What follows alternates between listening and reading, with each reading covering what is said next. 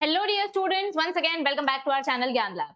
तो नीट के official website पे आप लोगों को नीट का स्कोर डिस्ट्रीब्यूशन एक लिस्ट दिया है कि कितने बच्चों के हाईएस्ट स्कोर आए हैं, कितने बच्चों ने एग्जाम्स के लिए रजिस्टर किया था लेकिन एग्जैक्टली कितने बच्चे एग्जाम्स देने गए, कितने बच्चे एब्सेंट थे, और उस बेसिस पे इस साल का जो क्वालिफाइंग एलिजिबिलिटी क्राइटेरिया है, जो क्वालिफाइंग मार्क्स है, वो कितने आए हैं। तो मैं आप लोगों को इन सारे डेटा का एक क्यूमुलेटिव टेबल बता देती हूँ। मतलब जो भी आपको नीट का ऑफिशियल वेबसाइट पे जो पीडीएफ दिया है, उस पीडीएफ में से मैंने ये डेटा आपके सामने लेकर आई हूँ ताकि आपको एक अंदाजा मिल जाए कि अगर आप इस कैटेगरी के रेंज में आते हैं तो ही आपको एडमिशन मिलने के चांसेस हैं इन योर पर्टिकुलर फील्ड। और अगर आप इस कैटेगरी के बाहर जा रहे हैं तो या तो आप ड्रॉप लेने के बारे में प्लान कर सकते हैं, और अगर आपके 2 से 3 ड्रॉप ऑलरेडी हो चुके हैं तो फिर आपको एक ऑल्टरनेटिव पाथवे सिलेक्ट करने की जरूरत है, क्योंकि अब धीरे धीरे करके नीट की जो फील्ड है इसमें बहुत ज्यादा कंपटीशन बढ़ते जा रहा है, बहुत ज्यादा अग्रेसिव लेवल की प्रिपरेशन की जरूरत पड़ रही है।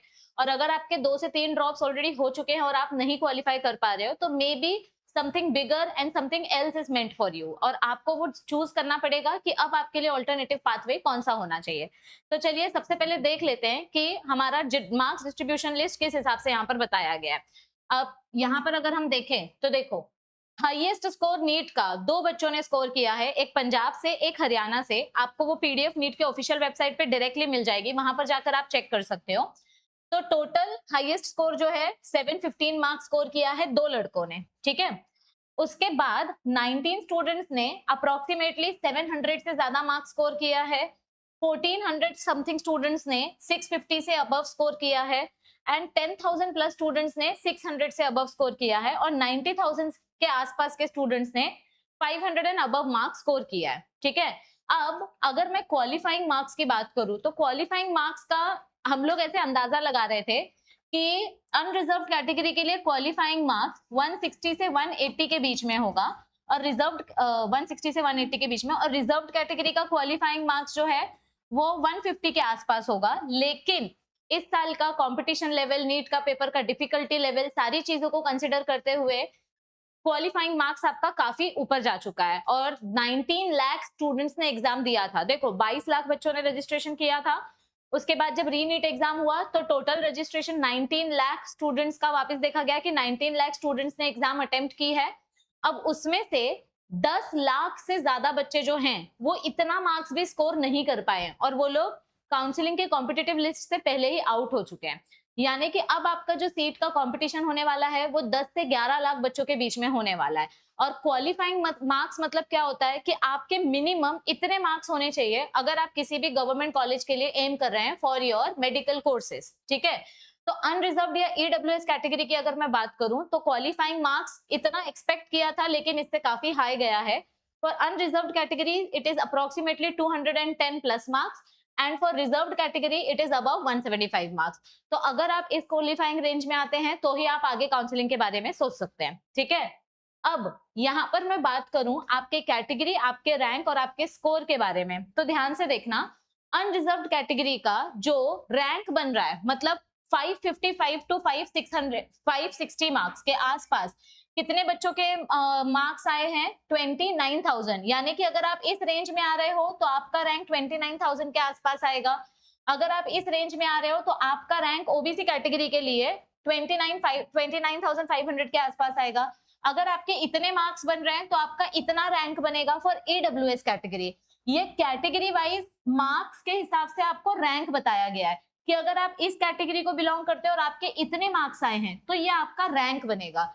देखो क्वालिफिकेशन एक अलग चीज होती है, रैंक एक अलग चीज होती है, तो दोनों में डिफरेंस होता है। क्वालिफिकेशन यानी आप काउंसलिंग राउंड में पार्टिसिपेट कर सकते हो, और रैंक से डिसाइड होता है कि आपको आपके टारगेटेड गवर्नमेंट कॉलेज में एडमिशन मिलेगा या नहीं मिलेगा। ये रैंक के बेसिस पे डिसाइड होता है, और यहाँ पर कैटेगरी बहुत इंपॉर्टेंट रोल प्ले करती है कि आपके मार्क्स के हिसाब से आपका कौन सा रैंक बन रहा है, ये आपकी कैटेगरी डिसाइड करती है। अब यहाँ पर ध्यान से सुनो जो मैं बोलने जा रही हूँ। अगर किसी बच्चे का, कोई बच्चा ओपन कैटेगरी से है, अनरिजर्व्ड कैटेगरी से है, जनरल कैटेगरी से है, अगर उस बच्चे का यहाँ पर 530, 535, 540 स्कोर बन रहा है तो बेटा आपको एमबीबीएस मिलने के चांसेस बहुत कम है। गवर्नमेंट कॉलेज में एमबीबीएस मिलने के चांसेस बहुत कम है अगर आप अनरिजर्व्ड कैटेगरी से हो, और अगर आप इस मार्क्स के क्राइटेरिया में फॉल करते हो। मैं ऐसा बोल रही हूँ कि गवर्नमेंट कॉलेज में एमबीबीएस मिलने के चांसेस बहुत कम है, लेकिन सेमी गवर्नमेंट या प्राइवेट कॉलेज में आप ट्राई कर सकते हो अगर आप फाइनेंशियली साउंड हो, अच्छा स्टेबल बैकग्राउंड है आपका। और अगर फाइनेंशियली बैकग्राउंड स्ट्रांग नहीं है और फिर भी आपको मेडिसिन फील्ड में ही जाना है, तो आप थोड़ा सा कॉम्प्रोमाइज करके बीएएमएस, बीएचएमएस, बीयूएमएस, बीडीएस इन कोर्सेज के लिए ट्राई कर सकते हो। आपको नीट फिर से ड्रॉप लेना है या नहीं लेना है, this is absolutely going to be your decision. लेकिन मेरा मेरा पर्सनल ये ओपिनियन है कि एक drop, 2 drop max to max is sufficient. अगर 2 ड्रॉप्स आपके हो चुके हैं, तो तीसरा ड्रॉप लेना ना बहुत रिस्की हो जाएगा। पूरा कंप्लीटली अगर आप तीसरा ड्रॉप लेने का प्लान कर रहे हो, तो आपको बहुत सारे सर्कमस्टांसेस सोचने पड़ेंगे। पेपर का difficulty level, new exam pattern, आपका प्रिपरेशन टाइम, आपका रिसोर्सेस, आपका बजट, सब कुछ आपको फिर से प्लान करना पड़ेगा। क्योंकि आपके साथ के जो बच्चे हैं वो ऑलरेडी इस साल ग्रेजुएट करेंगे अगर आपने 3rd ईयर का ड्रॉप लिया। तो आपको ये बहुत सोच समझ के डिसीजन लेना पड़ेगा कि आप थोड़ा सा कॉम्प्रोमाइज करने के लिए रेडी हो या फिर पार्शियल ड्रॉप ले सकते हो। अगर आप पार्शियल ड्रॉप ले सकते हो तो मैं आपको सजेस्ट करूंगी कि आप एक बैकअप ऑप्शन में एडमिशन ले लो और पार्शियली आप अपने नीट 2027 की प्रिपरेशन चालू रखो। लेकिन अगर किसी बच्चे ने CUET का एंट्रेंस एग्जाम दिया था या किसी भी सेंट्रल एंट्रेंस एग्जाम दिया था सेंट्रल यूनिवर्सिटी का, तो आप फिर उन पर्टिकुलर कोर्सेज में भी एनरोल कर सकते हो। बीए साइकोलॉजी, साइकेट्री, ऐसे बहुत सारे, सोशियोलॉजी, ऐसे बहुत सारे कोर्सेज हैं जिनमें आप अपना एडमिशन ले सकते हो। क्योंकि धीरे धीरे करके इन फील्ड्स की बहुत ज्यादा डिमांड बढ़ने वाली है। बीपीटी कोर्सेज में जा सकते हो, पैरामेडिकल कोर्सेज में जा सकते हो। नीट के अच्छे मार्क्स अगर आपके आए हैं तो आपको इन कोर्सेज में गवर्नमेंट कॉलेज मिलेगा। एमबीबीएस के लिए अगर आपको गवर्नमेंट कॉलेज नहीं मिला, लेकिन बीएमएस के लिए आपको डेफिनेटली गवर्नमेंट कॉलेज मिलेगा अगर आपका स्कोर इस रेंज में आता है। तो अगर आप इस रेंज में आते हो तो सेफ स्कोर है। आप काउंसलिंग के लास्ट लिस्ट तक वेट करो, क्योंकि काउंसलिंग प्रोसेस खत्म होते होते 2 महीने चले जाएंगे। पूरा सितंबर एंड तक आपका काउंसलिंग प्रोसेस चलेगा, मतलब लास्ट राउंड आते आते पूरा सितंबर एंड अक्टूबर भी हो जाएगा। और फिर अगर तब आपको ऐसा रियलाइज हुआ कि शिट मुझे तो कुछ भी नहीं मिला, तो तब आप फिर कुछ और डिसीजन भी नहीं ले पाओगे, ना आप ग्रेजुएशन कर पाओगे, ना आप कोई और बैकअप कोर्स में ले पाओगे एडमिशन। तो इससे बेहतर है कि आप अभी डिसाइड करो कि आपको एक बैकअप रेडी करके रखना है या पूरी तरीके से ड्रॉप लेना है या पूरी तरीके से काउंसलिंग का वेट करना है। अगर आपके पास पैसा है, आप फाइनेंशियली सिक्योर हो, तो फिर आप थोड़ा सा रुक सकते हो। अगर आपके पास फाइनेंशियल सिक्योरिटी नहीं है तो आप प्लीज ड्रॉप लेने के बारे में 2 बार सोचना। अगर आपका 2 ड्रॉप हो चुका है तो तीसरा ड्रॉप लेना थोड़ा सा रिस्की होगा। अगर आपकी फैमिली सपोर्ट कर रही है तो ले लो तीसरा ड्रॉप, लेकिन अगर फैमिली भी बोल रही है कि बेटा 2 ड्रॉप ऑलरेडी हो चुके हैं, तो तीसरा ड्रॉप आप पार्शियल ड्रॉप लेकर ट्राई कर सकते हो और साथ ही साथ अपना बैकअप ऑप्शन आप चूज कर सकते हो। क्योंकि now it is high time for you to decide कि whether it is really meant for you और नॉट। क्योंकि देखो क्या होता है ना, हर बच्चे को हर चीज जो वो चाहे वो मिल ही जाए ऐसा नहीं होता है। कभी कभी हमारी किस्मत में और बेहतर चीजें लिखी होती है, लेकिन जब तक हम एक चीज छोड़ेंगे नहीं तब तक हम दूसरी चीज तक पहुंचेंगे नहीं। आप एक चीज छोड़ोगे तभी दूसरी चीज तक पहुंच पाओगे। तो आपको अब बहुत सोच समझकर सारे सर्कमस्टांसेस को कंसिडर करके डिसीजन लेना पड़ेगा।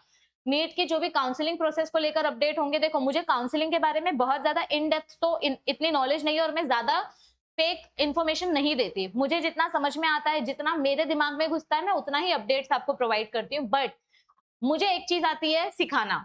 मैं टॉपिक्स अच्छे से सिखा पाती हूँ, मैं एग्जांपल्स अच्छे से देती हूँ, मैं कॉन्सेप्ट अच्छे से एक्सप्लेन कर पाती हूँ। तो काउंसलिंग रिलेटेड जो भी वीडियोस होंगे, जो अपडेट्स होंगे, वो मैं आपको देने की पूरी कोशिश करूंगी। जो बेसिक प्रोसेस होगा वो भी मैं आपको एक्सप्लेन करने की पूरी कोशिश करूंगी। बट साइड बाय साइड मैं ये भी सजेस्ट करूंगी कि अगर आपका अच्छा स्कोर है, आप जेन्युइनली काउंसलिंग करना चाहते हो, तो आप डेफिनेटली कोई अच्छा काउंसलिंग प्लेटफॉर्म चूज करो। वो कोई भी चैनल का हो सकता है। यूट्यूब पे बहुत सारे चैनल्स हैं जो काउंसलिंग आपको प्रोवाइड करते हैं, मतलब पैसे लेकर बैचेस देते हैं जिसमें आप एनरोल कर सकते हो और उनसे काउंसलिंग करवा के ले सकते हो। जो बेसिक अपडेट्स होंगे वो मैं आपको दूंगी। नीट 2027 की तैयारी करने में भी मैं आपकी हेल्प करूंगी।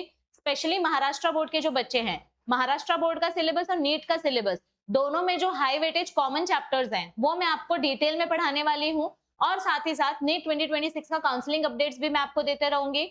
इसके साथ अगर आपको और कोई बेसिक हेल्प मुझसे चाहिए तो आप नीचे कमेंट सेक्शन में मुझे बता सकते हैं।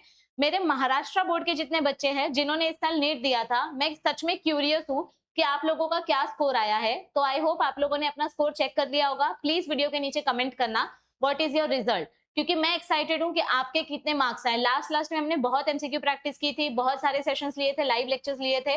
तो मुझे भी जानना है कि आपका एक्चुअल स्कोर कितना बना है, आपको एमसीक्यू सेशन से कितनी हेल्प हुई है। हम अपने ऐप पर भी बहुत जल्दी एमसीक्यू के फ्री मॉक टेस्ट लेकर आने वाले हैं, तो आप हमारा जो प्ले स्टोर पर ऐप है ज्ञान लैब नाम का, वो ऐप इंस्टॉल करके रखो, उस पर भी बहुत सारा मटेरियल फ्री में आने वाला है। So all the best everybody, I will see you soon. Please make sure कि आप प्रॉपर डिसीजन लो, और अगर आप प्रिपरेशन करना चाहते हो अपने नेक्स्ट अटेम्प्ट के लिए तो अभी से शुरुआत कर दो। All the best, bye bye, take care, see you soon.